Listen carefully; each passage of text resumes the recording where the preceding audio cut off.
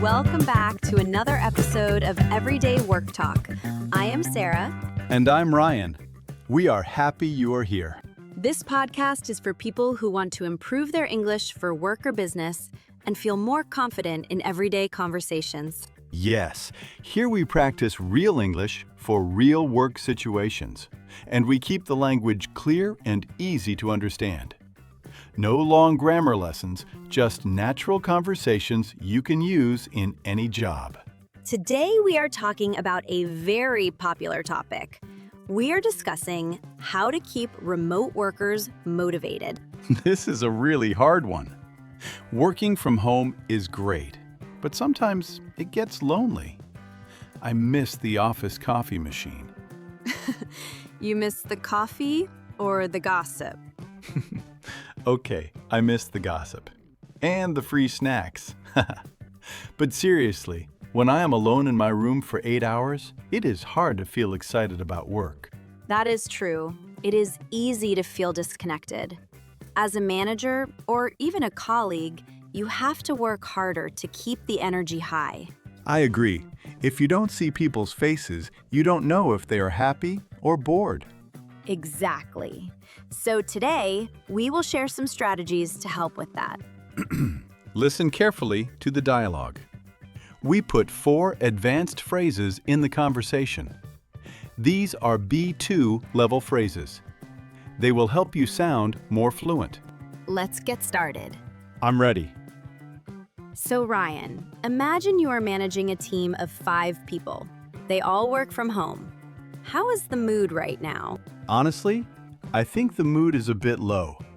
We finished a big project last month, and now everyone is tired. It feels like the adrenaline is gone. That is a dangerous time. When the big deadline passes, it is very easy for the team to run out of steam. Yes, exactly. They were working hard, but now they are slow. I send an email and they reply 3 hours later. When a team starts to run out of steam, you need to inject some energy. Do you have video meetings? We do, but they are very quiet. I ask a question and nobody answers.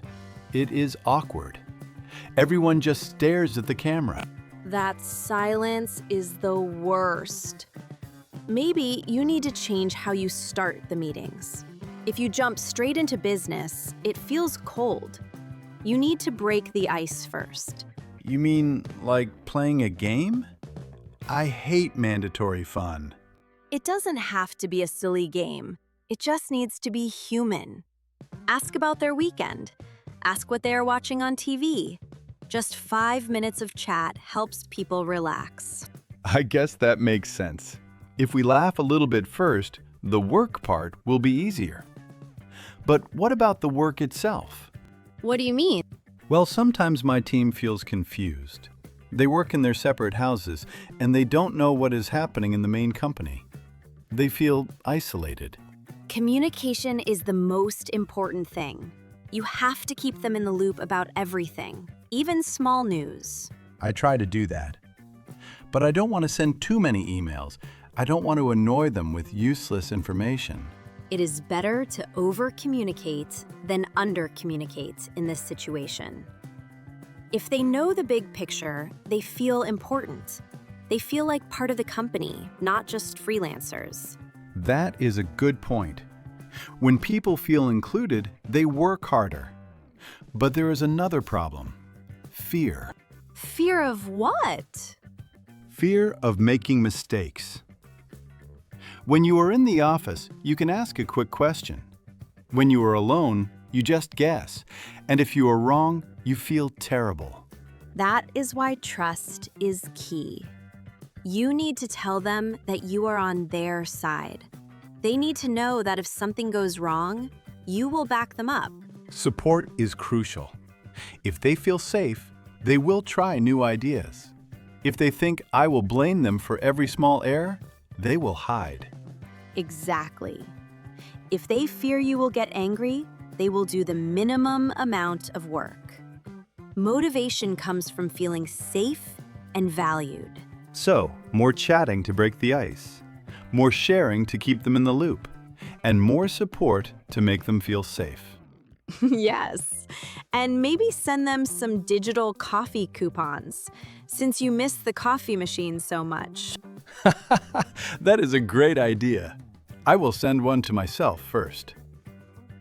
That was a good discussion. I think I need to send some coffee coupons to my team now. Don't forget me. But first, let's look at the language we used. We had 4 interesting phrases that are very common in American business culture. The first phrase was run out of steam.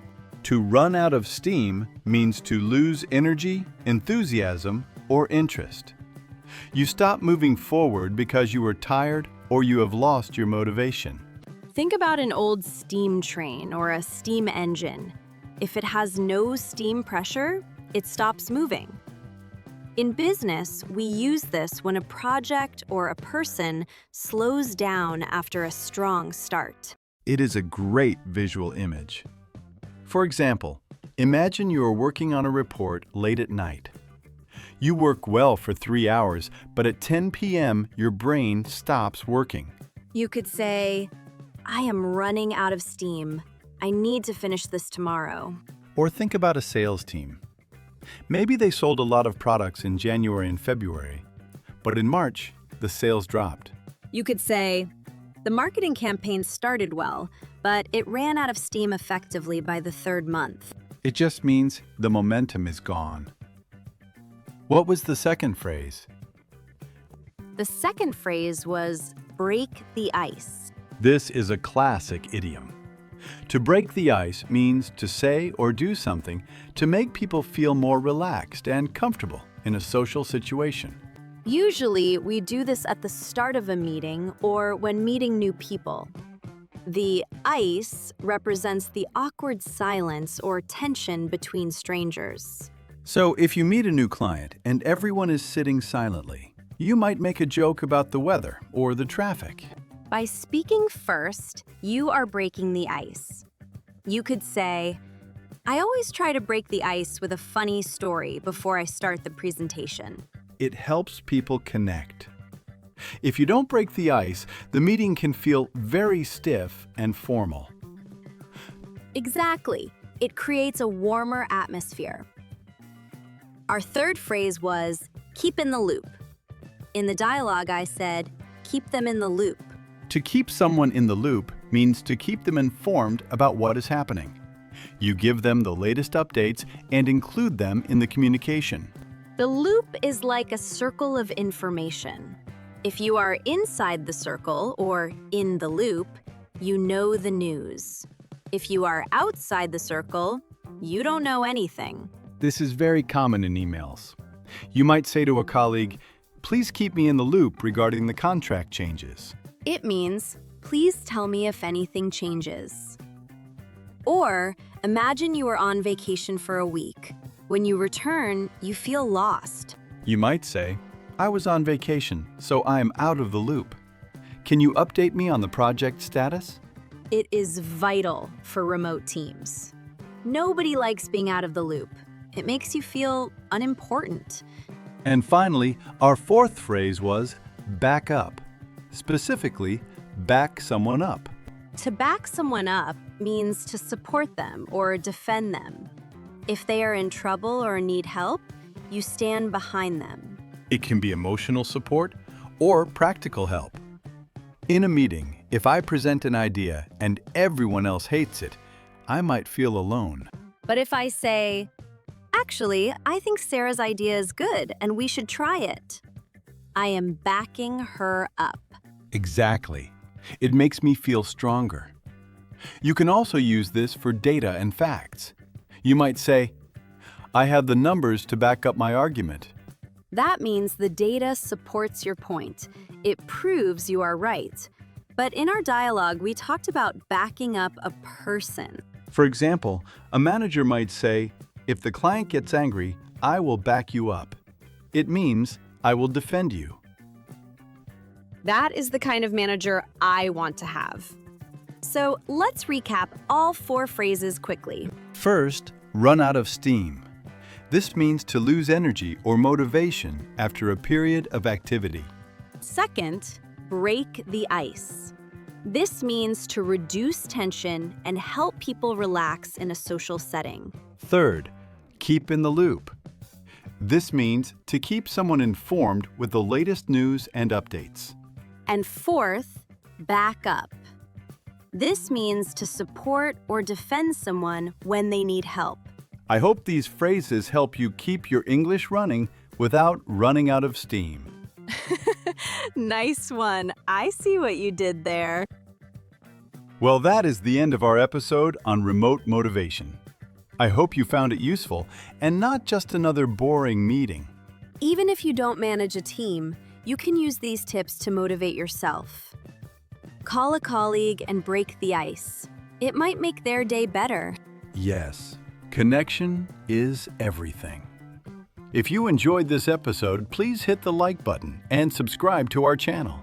It really helps us grow and reach more people. And join us again tomorrow. We have a very special episode planned. We are going to negotiate a service contract. Specifically, we will listen to a conversation about a cleaning company making a deal with an office manager. It is going to be great practice if you are negotiating with your new business partner. So see you tomorrow. Have a productive day, everyone. Bye. Bye.